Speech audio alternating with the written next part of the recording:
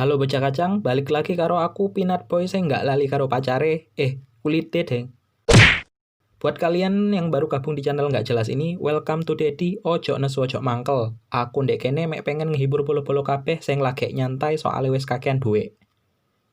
Buat kalian yang baru banget gabung di channel ini, selamat datang di review kacang, review abal-abal sing niate pansos alias kepengen duwe konco akeh. Gak nyambung, cok. Segmen ini adalah segmen review film fantasi, film keren penuh hayalan dan imajinasi. Sebagian orang bilang film fantasi itu film halu dan mengada-ada. Wong sirik ber-IQ rendah silakan mengacungkan tangan di komentar. Tapi nggak apa-apa, itu hak pribadi dan bangsa. Oke deh, biar perut kalian nggak keburu pusing karena intro yang kepanjangan, hendang dimulai filmnya pasang headset-e, ojo ngocok tok, nyocot tok maksudnya. Dicemili balseme, ben gak keturun, dan mari kita mulai. Tadara! Liburan musim panas hari sudah mulai membosankan. Hari yang gak sabar lagi pengen balik ke Hogwarts masih sering diintimidasi sama keluarga Dursley. Cuman bedanya sekarang Dudley udah gak berani lagi ganggu Hari kayak dulu lagi. Soalnya dia wes wedi karo Hari gara-gara tahu kalau Hari adalah dukun, penyihir. Hari merasa mulai terasingkan dari dunia sihir karena gak ada satupun temannya yang ngirim surat, termasuk Hagrid. Satu-satunya teman Hari sekarang hanyalah Hedwig yang sekarang kandangnya digembok sama Paman Vernon karena selalu berisik keluar masuk rumah. Suatu hari keluarga Dursley bersiap-siap menyambut tamu kehormatan, yaitu rekan bisnis Paman Vernon. Hari nggak diizinin keluar kamar bahkan membuat suara sedikit pun karena dianggap akan membawa sial. Hari sih senang-senang aja ngumpat di kamarnya selama makan malam. Tapi dia kaget waktu tahu di kamarnya ada tamu nggak diundang. Penampakannya mirip goblin kurus kering dengan mata menonjol, telinga kelelawar dan hidung kayak Pinocchio. Makhluk itu memperkenalkan diri sebagai peri rumah bernama Dobby. Dari cara dia menatap dan memperlakukan Hari, kelihatan banget kalau dia itu ngefans sama Hari, model-model kayak fans fanatik K-pop gitu deh. Dan karena itulah dia rela nekat kabur dari rumah majikannya buat memperingatkan Hari, supaya nggak balik ke Hogwarts tahun ini, karena ada bahaya yang sedang menunggunya. Sekedar informasi nih, peri rumah itu terikat kontrak seumur hidup sama majikane dan nggak boleh ngelawan apalagi memberontak, kabur, berkhianat, menjelek-jelekkan, mencuri makanan, atau berak sembarangan. Bahkan mereka ini nggak digaji loh, singkatnya mereka adalah budak. Dan hanya akan bisa bebas kalau dikasih pakaian apapun. Makanya si Dobby ini cuma pakai sarung bantal kotor sebagai baju yang melambangkan simbol perbudakan. Sadis banget ya, aku pikir cuma idol K-pop tok sing dirampas hak hidup bebasnya. Hari yang menganggap Hogwarts adalah rumahnya tentu aja menolak permintaan Dobby. Secara karena di sanalah untuk pertama kalinya dia merasa dihargai. Di sana juga dia punya banyak teman-teman baik. Ternyata selama ini Dobby lah yang menyabotase semua surat-surat dari teman Hari. Dengan harapan Hari bakal kecewa dan gak bakal mau balik ke Hogwarts. Hari marah lalu mengejar Dobby yang kabur ke ruang keluarga. Di sana, Dobby menggunakan mantra melayang dan menyihir puding mahakarya Bibi Petunia untuk terbang, kemudian menjatuhkannya di kepala Mrs. Mason. Jadilah ini orang kayak korban prank ulang tahun anak alay. Keluarga Dursley murka lalu mengurung Hari di kamarnya. Paman Vernon memasang teralis besi di jendela biar Hari nggak bisa kabur. Karena sekarang mereka udah tahu kalau Hari dilarang memakai sihir di luar sekolah. Gara-gara ini Hari dapat surat teguran dari Kementerian Sihir yang salah paham mengira bahwa mantra melayangnya si Dobby ini karena ulah Hari. Karena nggak ada jalan kabur untuk meminta pertolongan, ya udahlah Hari pasrah aja dikandangin kayak perawan pingitan. Tapi keberuntungan datang saat Ron dan kakak kembarnya Fred dan George datang buat nyelamatin Hari dengan mobil terbang. Hari dibawa ke rumah keluarga Weasley yang sederhana, tapi penuh dengan hal-hal magic. Ron sebenarnya agak minder, tapi Hari bilang ini adalah rumah paling keren yang pernah dia tahu. Kalian jangan gitu ya guys. Gimanapun kondisi rumah kalian, disitulah tempat dimana kalian mendapat kebahagiaan yang disebut keluarga. Semua keluarga Weasley suka sama Hari, terutama adik bungsu Ron yaitu Ginny yang katanya nih fans berat Hari. Tapi saking gugupnya Ginny, dia sampai nggak berani ngomong sama Hari. Anjir kayak aku dulu zaman-zaman SMP, cocok. Di hari terakhir liburan, Hari dan keluarga Weasley pergi ke Diagon Alley buat belanja keperluan tahun ajaran baru. Tapi apesnya, Hari yang pertama kali nyoba transportasi sihir bubuk flow malah salah sebut, bukannya Diagon Alley malah Diagon Alley. Alhasil dia muncul di perapian yang salah, yaitu Knockdown Alley. Knockdown Alley ini mirip-mirip Diagon Alley, cuma bedanya toko-toko di sini jualan perlengkapan black magic, ya semacam pasar gelap gitu deh. Toko tempat Hari keluar adalah Borgin & Burkes, spesialis barang-barang ilmu hitam, perlengkapan santet, dan semacam itu. Begitu bisa keluar dari toko, Hari nyaris dikeroyok nenek dan kakek sihir. Hadah, ternyata yang suka main keroyokan gak cuma bocil-bocil Indo. Hagrid datang tepat waktu buat nyelamatin Harry lalu ngebawa Harry ke Diagon Alley yang ternyata nih tetanggaan. Di sana Harry ketemu lagi deh sama keluarga Weasley, bahkan juga sama Hermione. Itu tuh bakal calon pacarnya The Beast. Di Florist and Bloods, mereka ketemu sama Malfoy dan bapaknya yang songong. Di sini dikasih lihat ternyata Lucius Malfoy sama Pak De Arthur Weasley itu ternyata juga musuhan. Kalau di dalam bukunya diceritain kalau mereka berdua sempet adu jotos ala bapak-bapak. Tapi di film nggak divisualisasikan. Mungkin karena terkendala durasi ya guys ya. Keesokan harinya mereka semua nyaris terlambat ke stasiun King Cross. Tapi mereka sempat datang di menit-menit terakhir. Tapi apesnya nggak tahu kenapa nih palang rintang portal menuju ke peron 93/4 tertutup waktu Ron dan Harry mau masuk. Harry menyarankan mereka berdua buat menunggu di mobil. Tapi Ron punya ide buat pergi ke sekolah naik mobil bapaknya. Mobilnya kan bisa terbang tuh. Secara Hogwarts Express udah berangkat jam 11 pas. Emang ya yang namanya bocil di mana-mana sama. Suka banget gitu bertingkah. Padahal mereka bisa aja tuh nunggu orang tua Ron keluar dari peron. Hasilnya mobil terbang mereka kelihatan sama 7 orang magel dan masuk koran Daily Prophet sebagai kasus pelanggaran kerahasiaan sihir. Begitu nyampe di sekolah, Snape marah-marah karena mereka juga sempat menabrak Weeping Willow di halaman sekolah. Whomping Willow. Kalau bahasa Indonesianya itu Dedalu Perkasa. Profesor Dumbledore sama Profesor McGonagall datang ngasih tahu kalau mereka nggak bakal dikeluarin tapi bakal dapat detensi atau hukuman. Mukanya si Snape kecewa berat pastinya. Seperti yang kita tahu, dia kan sensi sangat sama Harry. Kayaknya sih dia ngarep Harry dikeluarin. Pelajaran pertama keesokan harinya adalah Herbology bareng Profesor Sprout. Herbology itu adalah cabang ilmu sihir yang mempelajari, memanfaatkan, dan membudidayakan tanaman ajaib. Hari itu Slytherin sama Gryffindor belajar tentang Mandrake atau Mandragora, tanaman obat yang akarnya mirip bayi keriput. Tanaman ini bakal berperan penting nantinya di klimaks film. Pas istirahat, Ron santai sama Harry dan Hermione di ruang aula besar. Tiba-tiba datang tuh Errol, burung hantu keluarga Weasley yang udah tua dan suka pingsan. Errol bawa howler buat Ron dan langsung meledak kayak speaker yang berisi omelan ibunya Ron, Mrs. Molly Weasley. Pelajaran selanjutnya pertahanan terhadap ilmu hitam. Karena profesor sebelumnya udah meninggal yaitu si Quirrell, makanya sekarang ada guru baru yang ternyata adalah penulis terkenal Gilderoy Lockhart. Di pelajaran pertama mereka, Harry sama Ron udah langsung tahu kalau guru mereka yang satu ini begonya sama gedenya sama narsisnya. Lihatnya penuh kesempatan deh nyengir cuk. Tapi kebanyakan murid cewek kayak Hermione yang malah ngefans sama Lockhart. Kalau di buku sih emang digambarin Profesor Lockhart ganteng, tapi di dalam film Lockhart ini diperanin sama Kenneth Branagh, mantannya Bellatrix Lestrange alias Helena Bonham Carter. Menurutku sih biasa aja, sebenarnya ada aktor yang lebih pas meranin Lockhart menurutku, yaitu Jim Carrey. Mukanya cakep-cakep konyol gimana gitu, kocak banget deh. Pasti keren kalau dia yang dapet. Scene ganti waktu Gryffindor mau latihan Quidditch, yang ternyata udah disabotase sama tim Slytherin atas campur tangan Profesor Snape. Di sana Malfoy pamer diri sebagai seeker baru Slytherin. Tim Slytherin membanggakan sapu balap pemberian ayah Draco dan menghina sapu tua milik anggota Gryffindor. Tapi dengan savage-nya Hermione bilang kalau anggota tim Gryffindor dipilih karena kemampuan bukan karena nyogok. Malfoy ngambek terus ngatain Hermione mudplat, yang bikin Ron murka. Tapi sayang tongkatnya yang patah nyerang balik dirinya sendiri waktu dia mau mengutuk Malfoy. Akibatnya Ron muntah-muntah siput gede. Malam harinya saat Harry lagi detensi kasus mobil terbangnya kemarin bareng Profesor Lockhart, dia tiba-tiba dengar suara bisikan yang agak keras. Bareng Hermione dan Ron, Harry nyari sumber suara sampai mereka nemuin koridor becek nggak ada ojek alias banjir. Di dinding ada tulisan dari Dara yang berbunyi, Chamber of Secret telah dibuka, musuh sang pewaris waspadalah. Dan yang bikin creepy di sini adalah kucing si penjaga sekolah digantung di tancapan obor dalam keadaan kaku kayak patung. Tapi dia di sini nggak mati ya guys, dia cuma dibikin membeku aja. Karena Harry yang menemuin pertama kali, jadilah Harry tersangka. Tapi belum ada bukti yang cukup. Masih penjaga sekolah aja nih yang ngamuk-ngamuk nggak jelas minta Harry dihukum. Anehnya hanya Harry yang bisa mendengar bisikan misterius itu. Besoknya di kelas transfigurasi, Hermione nanya sama Profesor McGonagall tentang Chamber of Secret. Ternyata Chamber of Secret ini legenda lama yang diciptakan dari mulut ke mulut. Katanya sih Salazar Slytherin bangun ruangan itu buat nyimpen monster yang bakal memusnahkan semua penyihir keturunan Muggle atau Muggleborn. Tapi belum ada bukti yang valid kalau Chamber of Secret benar-benar ada. Dan konon katanya hanya keturunan Salazar Slytherin sejati yang bisa membuka Chamber of Secrets. Karena menurut legenda hanya keturunan Slytherin sejati yang bisa membuka Chamber of Secrets, maka Harry, Ron, dan Hermione menyimpulkan kalau Malfoy adalah kemungkinan terbesar orangnya, karena dia sangat membenci Muggleborn.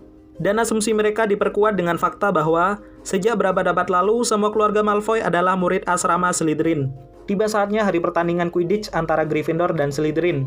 Slytherin unggul karena pakai sapu balap Nimbus 2001 hadiah sogokan Lucius Malfoy untuk merekrut Draco. Tapi di tengah-tengah pertandingan, Belajar yang tugasnya menyerang semua pemain malah terus-terusan menyerang Harry sendiri. Ini kasusnya mirip seperti sapu Harry yang dulu dimantrai Quirrell. Meskipun pada akhirnya si Belajar gila berhasil matahin tangan Harry, tapi Harry masih berhasil memenangkan pertandingan dengan menangkap Golden Snitch.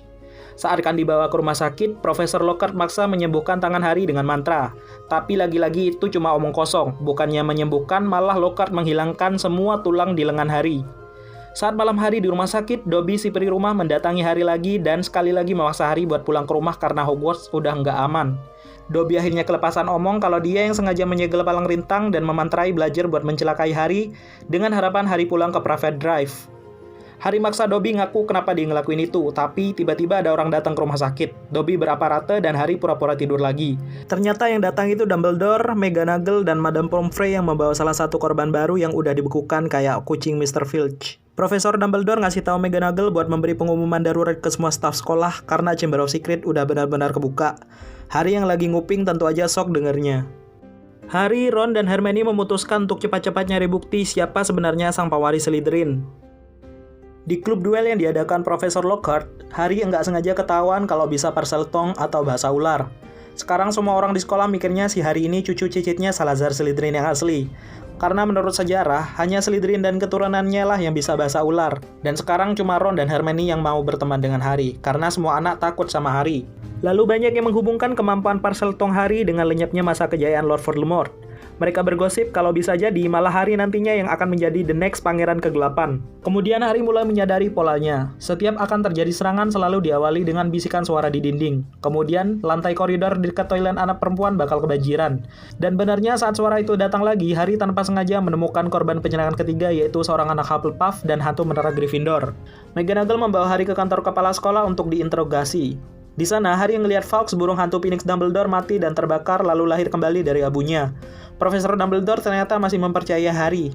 Dia cuma nanya apa ada sesuatu yang Harry tahu, tapi Harry bilang nggak tahu apa-apa. Libur Natal datang dan kebetulan ramuan Polyjuice mereka yang dimasak selama 1 bulan sudah matang. Selesai pesta malam Natal, mereka minum ramuan Polyjuice yang dibubuhi rambut Crabbe, Goyle, dan Millicent Bulstrode. Tapi kali ini Hermione yang gilirannya apes, ternyata dia salah ambil rambut kucing. Jadinya sekarang dia mirip siluman-siluman kucing di sinetron Indosiar. Karena Hermione tidak bisa keluar, maka cuma Ron dan Harry yang berangkat. Di dalam ruang rekreasi Slytherin, mereka berusaha mengorek informasi dari Malfoy. Tapi ternyata Malfoy juga nggak tahu siapa sebenarnya pewaris Slytherin yang asli. Sekarang mereka menemui jalan buntu, nggak ada satupun petunjuk. Tapi suatu hari, tanpa sengaja mereka melihat toilet Myrtle merana kebanjiran. Si Myrtle yang lagi nangis sambil nangkring di jendela bilang kalau baru aja ada yang ngelempar dia pakai buku. Harry ngambil bukunya yang udah basah kena air dan ngebawa itu buku ke kamar asrama. Tapi anehnya, halaman bukunya sama sekali kering dan nggak ada satupun tulisan di situ. Iseng-iseng Harry nyoba nulis namanya di sana pakai tinta. Secara ajaib, bukunya bisa balas nulis. Udah kayak chattingan via WhatsApp gitu deh. Si buku bilang kalau dia bernama Tom Riddle, salah satu siswa Hogwarts 50 tahun lalu. Yang kebetulan banget dia tahu kejadian dibukanya Chamber of Secrets. Si Riddle bersedia ngebawa Harry ke masa lalu buat ngasih tahu siapa pelakunya. Rupanya buku harian itu juga berfungsi sebagai portal time buat balik ke masa lalu. Di sini Harry kaget banget begitu tahu kalau orang yang ngebuka Chamber of Secrets adalah Hagrid waktu umur 13 tahun. Ron dan Hermione nggak percaya begitu aja karena Hagrid teman mereka. Anehnya, ada seseorang yang menggeledah kamar asrama Harry dan mencuri buku harian Riddle. Pertandingan selanjutnya antara Gryffindor dan Hufflepuff terpaksa dibatalkan karena ada penyerangan baru lagi. Kali ini korbannya Hermione Granger sendiri yang sedang berada di perpustakaan. Harry dan Ron memutuskan buat menemui Hagrid dan meminta penjelasan tentang kasus terbukanya Chamber of Secrets 50 tahun yang lalu. Tapi rupanya Hagrid sudah lebih dulu akan ditangkap oleh Kementerian Sihir dengan tuduhan yang sama seperti 50 tahun yang lalu. Sebelum pergi, Hagrid ngasih kode secara eksplisit ke Harry dan Ron yang lagi ngumpet di balik jubah gaib buat ngikutin laba-laba ke dalam hutan terlarang. Tanpa buang-buang waktu, keduanya langsung masuk ke hutan terlarang dong dengan mengikuti koloni laba-laba. Sampai deh mereka di sebuah sarang raksasa yang ternyata dihuni oleh keluarga besar tarantula raksasa. Tarantula maksudku di sini bukan seperti yang biasa dipelihara orang-orang ya yang imut-imut berbulu kecil gitu. Pokoknya cukup deh bikin bulu anu berdiri. Anu? Ya anu. Pemimpin tarantula yang bernama Aragog ternyata adalah monster kecil yang dulunya dipelihara Hagrid di sekolah dan dituduh sebagai monster dari Chamber of Secrets yang membunuh salah satu siswi saat itu. Tapi Aragog nggak ngaku. Dia malah bilang kalau monster peliharaan Slytherin itu jenis monster kuno yang sangat ganas. Secara alami, monster itu adalah musuh para laba-laba. Jelas deh sekarang ataupun 50 tahun yang lalu, Hagrid difitnah dan dijadikan kambing korban. Maksudnya kambing jantan. Loh, Kambing hitam maksudnya. Petunjuk terakhir dan pamungkasnya mereka temukan nggak sengaja pas lagi jenguk Hermione di rumah sakit. Hermione yang tubuhnya membeku memegang carikan kertas yang berisi informasi tentang monster Basilisk. Raja ular yang ukurannya gede banget. Ular itu bisa ngebunuh orang cuma dengan pandangan matanya. Basilisk takut suara kokok ayam jantan dan musuh alami laba-laba. Jadi cocok banget sama kejadian akhir-akhir ini, di mana suara yang biasanya muncul cuma Harry yang bisa dengar. Itu karena Harry adalah seorang Parseltongue atau orang yang bisa berbicara dengan ular. Ayam jantan milik Hagrid akhir-akhir ini mati semua dibunuh oleh seseorang yang jelas itu orang yang ngebuka Chamber of Secrets. Mereka baru aja akan ngelapor ke ruang guru, ternyata udah ada pengumuman darurat. Ada penyerangan lagi dan kali ini bukan cuma dijadikan membeku, tapi diculik ke dalam Chamber of Secrets. Dan murid itu adalah Ginny Weasley, adik Ron sendiri. Lockhart yang takut waktu para guru minta buat ngadepin monster Slytherin milih buat kabur, tapi dihalangi oleh Harry dan Ron. Mereka bertiga akhirnya ke toilet Myrtle Merana, karena Harry yakin jalan masuknya lewat sana. Harry yang penasaran nanya gimana cara Myrtle dulu mati. Myrtle sendiri nggak tahu sebab pastinya, karena dia cuma ingat lagi di toilet, terus dia lihat mata kuning besar. Jadi murid yang mati 50 tahun yang lalu itu ya si Myrtle ini, dan dia melihat langsung ke mata Basilisk. Karena di kertas di tangan Hermione ada tulisan pipa, Harry yakin jalan masuknya lewat pipa. Di wastafel toilet, keran airnya berbentuk ular. Harry ngebuka keran itu pakai Parseltongue dan ternyata benar disitulah pintunya. Pipa pintu masuk itu mengarah ke ruang bawah tanah mirip gua. Di sana, Lockhart ngerebut tongkat Ron yang patah dan nyoba memantrai Harry. Tapi tongkat Ron yang rusak malah balik menyerang Lockhart sendiri. Kekuatan ledakan mantra Lockhart bikin langit-langit gua runtuh sebagian. Jadi cuma Harry yang bisa terus lanjut nyari Ginny Weasley.